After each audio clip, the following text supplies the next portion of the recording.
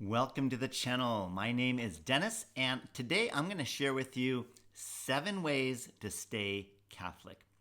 And I'm going to list them and then share some details about each one. But let's face it, it is not easy to be a Christian in today's world, and it's very difficult and challenging at times to stay excited about our Catholic faith. So I believe these 7 things will really help you, and feel free to share this with others that you also feel it will benefit. These are 7 things that I found that are proven to help keep you grounded and excited and happy to be a Catholic. So the 7 ways to stay Catholic are: number 1, spiritual reading; 2, volunteer various ministries. There's no shortage. 3, be a part of a Catholic or Christian community. 4, plan and make a pilgrimage. Number 5, keep that 3rd commandment, get to church regularly every weekend. And number 6, make time for prayer every single day. And lastly, number 7, attend Catholic Christian events. So, let's face it, it is so easy to fall away from our faith. It's very easy to get distracted and life get in the way. And there's nothing more that the devil wants than for us to be separated from God. And we know that once we lose that connection, we are vulnerable, and the temptations will flare up like never before. And then sin enters in, and that division becomes wider and wider. And really, that's all God wants from us, is just to have a relationship with him, just to acknowledge, worship, and love him, because he loves us more than we know. And so these 7 things that I'm going to talk about in some detail here are ways that we can not only stay connected to God, but be excited about that relationship with God and have a love and zeal for our Catholic faith, and to do what we are called to do, which is evangelize that faith to others. Because if we don't, who will, right? So number 1, spiritual reading, so important. When I first made my pilgrimage to Medjugorje, it wasn't really a pilgrimage. I just went out of curiosity to see what was going on. And I didn't experience anything miraculous in a physical, visual sense that first visit. Other visits after, yes, but the first visit, no. But one of the greatest things that happened to me in Medjugorje was God infused in me this grace and wisdom to want to learn more and to read. I was never into reading. I read a few books before, but I was not an avid reader by any means. And when I got back from Medjugorje, I was at the library. I was going to the Daughters of St. Paul. I was grabbing everything I could. This was before the internet. Everything I could read about our church, our Catholic Church, the church history, which I found fascinating. I still do. The lives of the saints. If you want inspiration, oh my God, just read about the lives of the saints.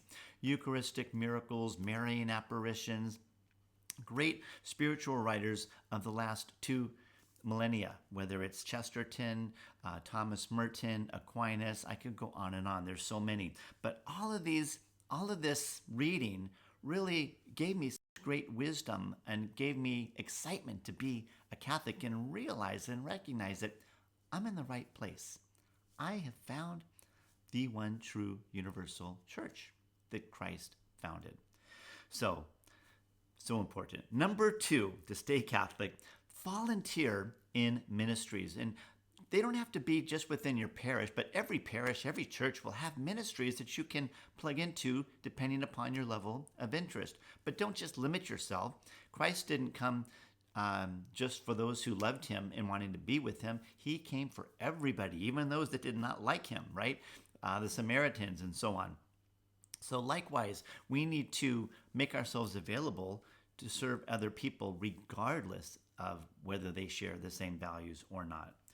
So whether it's feeding the hungry, sheltering the homeless, helping religious orders, right, that maybe need some maintenance around their property or feeding them, whatever it might be. There's always something that you can plug yourself into, and that will also help connect you to God. Because let's face it, whenever you have to wash your car or you want to clean out the garage, you don't go into it with a lot of excitement. And afterwards, though, you feel so good about yourself, right? Imagine even more so when you're helping serve other people. You don't always want to do it. You rather do other things. And then when you do, there's a joy that comes with serving. And so, anyways, so don't be limited by the fact that it's religious or non-religious affiliated. So number 3, be part of a community. That community that will lift and inspire you. I was part of a community for 20 years in Hawaii where we served on spiritual weekend retreats for adults and young adults and teenagers.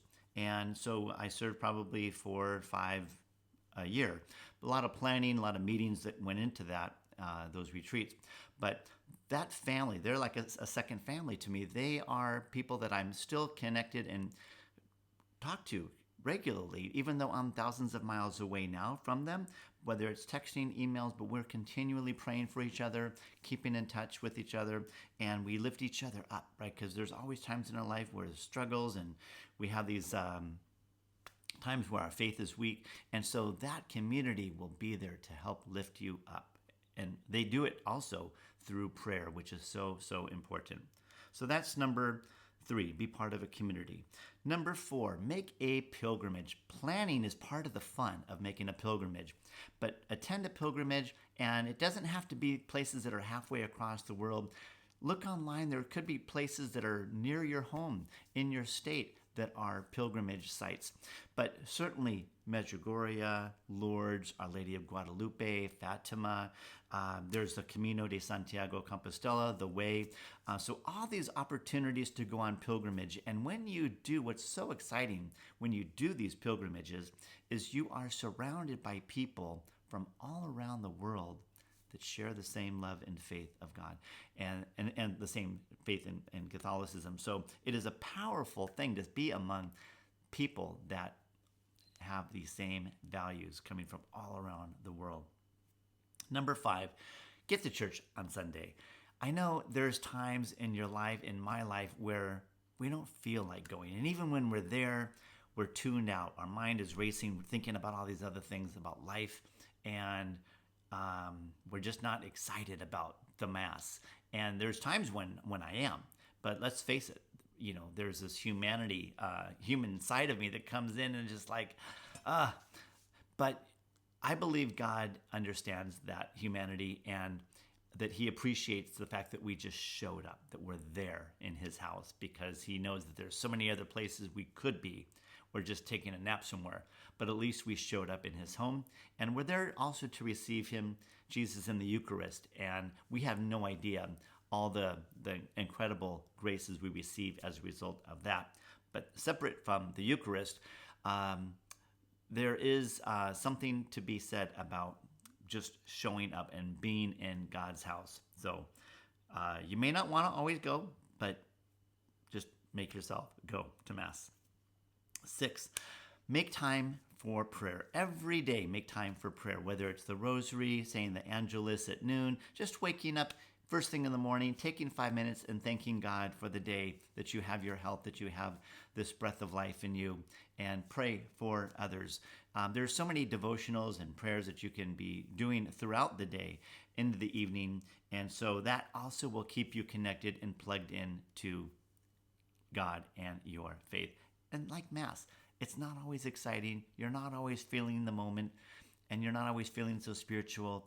But again, it's that sacrifice of your time. You're making the time to be there with God. And you might not be 100%, but at least you're there. You're making the effort. And you have no idea, we have no idea the graces that we receive by making those sacrifices in those times with God.